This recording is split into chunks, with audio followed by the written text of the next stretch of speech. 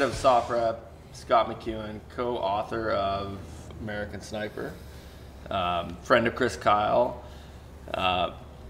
Welcome to the team room, buddy. Well, thank you very much for inviting me, Brandon, and I feel like honored to be in the presence of this group of warriors that I have seated here with me tonight, and I'm in awe of all of you. We've got some amazing writers here. We've got some amazing warriors here, and I think all of you should be lauded for the things you've done for this country, period. Yeah. And here's the Chris again. Here's the Chris Kyle. Yeah. Definitely. Gatorade? Come on. Gatorade. You got some whiskey? You need some whiskey? Hey, here it is. I got it. There you go. Pour them up. Yeah, let's get this taken care of here. So we get down to business. Teams and shit. All right. So, I mean, before we get into this whole SEALs and the media stuff. I'm good. And, Just a little bit, man. yeah, Splash me. Let's talk about No Shit There I Was. So, we were talking about that earlier. We had a little experience at Shaw's, but Shane, let's go. What do you got? I don't have a no shit there I was. Oh, come on. There you go. Circle back. Mike? Yeah. As far as like a combat story or Or just in general. Yeah. in general, let's see, no shit there. I mean, we went over about half of them already, but shit. You guys are speechless. I'm the only guy I know that's ever been bit in the head by a sea lion. There you go. Let's hear it. No shit, there I was.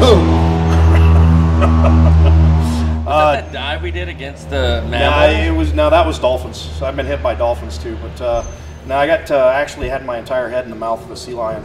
God damn. So And he liked it. now see, now, I wasn't going to tell anybody about it because I didn't think anybody would believe me, but he actually made me bleed. So I had a break in service. I did some time on the East Coast, and I got him to send me to school.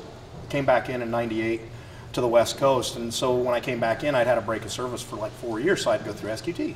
All right, no drama.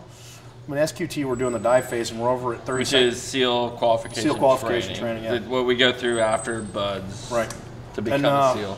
We're just doing box drills on the piers over at 32nd Street. No drama, simple stuff, out and backs and that kind of thing. And there's a pod of sea lions, and apparently they're fucking with all the divers. They're messing with everybody, but we don't know that. I'm the buddy, my buddy's driving. As a passenger on a dive, you're bored. You're swimming along bored, you got nothing to do. And so the sea lion's swimming up in front of us, and it's daytime, and he's hovering with his tail kind of flopped over above him, nose down, and darting down and hitting my driver. Because usually you're paired up. Yeah, right? so you're swimming. One guy's navigating, one guy's just kicking along, carrying the explosives. Yeah, and so I'm doing nothing. I'm watching the sea lion, and the more he's fucking with my driver, he's screwing with the dive profile, so I start poking at him. I start trying to hit the sea lion. Chase him away. Well, I mean, ultimately, they're like a dog or a cat in the water. They're playful. And, you're at the bottom of the food chain in the water no matter how good you can swim. And they weigh 500 pounds. Yeah, and no matter how good you can swim, even a big fat sea lion will kick your ass in the water. Yeah. And so I start poking at him. So now it's a game between him and I. And he's getting more and more violent, and then I lose him. I'm like, well, where the fuck did he go?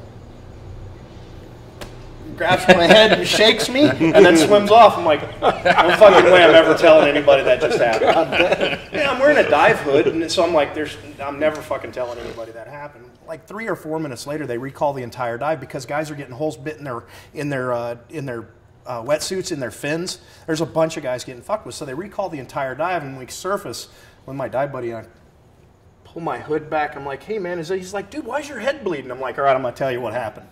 If I'm not bleeding, there's no fucking way anybody's going to believe that story. But, yeah, I've been on the head by a sea lion. Nice. Good stuff. What about you, Drago?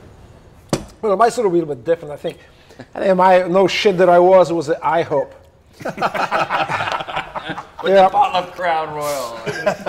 Well, like I mentioned earlier, the fucking when I call for my night vision goggles, they say, "Who the fuck are you? You know, are you kidding me? Some Taliban is calling to send them the fucking night vision to Iraq, whatever." So anyway, I came back, and it was like January. It's supposed to be 3 months deployment, turned into 8 months. So basically, I was like 11 months out of the door. So I'm coming back in this fucking January. They're supposed to pick me up at the airport, so I'm sitting with like fucking 4 cruise boxes of my gear, fucking guns and pistols, everything. Finally, they say, you need to go outside because they're about to shut this airport down. You need to go wait for your people outside. So I went to them in the Norfolk airport. So I'm sitting on fucking freezing cold. Fucking, I'm waiting for these guys to show up. It was like I think I show up at like 10 o'clock. It's getting 4 o'clock. It's getting dark and nobody's showing up. So I'm just sitting there. I'm trying to call like. My phone fucking was shit the bed, so I'm trying to make a call to group. I don't even remember their phone numbers. The team is a weekend, so nobody's in the team. So I called them. Finally, I got hold of the group too. I said, hey, somebody's supposed to pick me up. Who the fuck are you? Are you fucking kidding me? What are you, fucking Taliban or whatever? Like, so it took me a while to convince them I'm not the fucking Taliban. I'm just the guy who's supposed to come back to the team after from war, yeah. So I just came back from war, man. I was even more laugh at it. So eventually at like 6, 7 o'clock, the guy showed up. Finally, they got, this is the legitimate guy. He's a team guy. He was at war. He's coming back from war after 8 months. Let's go pick him up. So they pick me up. So fucking I'm frozen up to fucking, I can hardly move. And I'm sitting in this poncho and I'm like this fucking beggar on the street. Hey, I work for food, whatever. So they hold my ass to the teams. They took my guns away. They took my gear away. They stove it. We go outside. I'm going to my truck. The guy shuts the door. I say, hey, how long? I say, I need to go inside. I have no place to go. I have no place to leave right now. So I just, no, you cannot do it. There's nobody in the team. So we're shutting it down. So you're not going to tell me the code. I say, no, I'm not. And the guy fucking jumps in the car, takes off. I say, like, fuck. I have no place to go. And I just show up from war. And so I fucking, luckily I still have the key to that fucking truck, that Navy truck back outside. So I say, hey, all right, I have no place, fuck it, I just go to IHOP.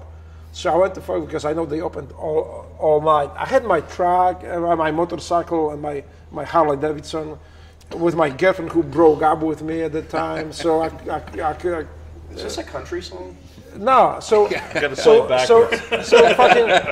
well, fuck it, I just go to IHOP because I know they're open 24 hours. My girlfriend I went up there. I'm at IHOP. I ordered my pancakes, coffee, and I fucking fall asleep.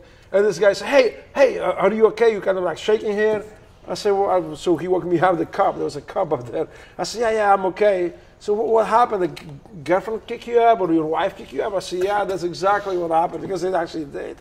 So I said, okay, man, I've seen it many times. Just go take a break, relax, get some sleep. So my first night from war coming back was in the fucking IHOP. And then, I got hold of my ex-girlfriend and say, hey, I need my fucking car and make some arrangements so I could... Basically, arrangements that I could stay. I was like hiding in the teams. I was living in those cages. Like everyone was issued a cage. The locker. The locker where you kept your gear and stuff. Was big enough to go fucking take a sleep in it. So I was like fucking, for me it was not really that bad because I could just after everybody left, crawl out of the cage, go back to platoon hut, get a fucking free cable TV, and fucking all shit. So I was like, I was a man. The gym was next door, I could go work out 24 hours. And I didn't complain about that. That was pretty cool, actually. But the first night from war after 8 months was in the fucking IHOP. So that was kind of like, there I was.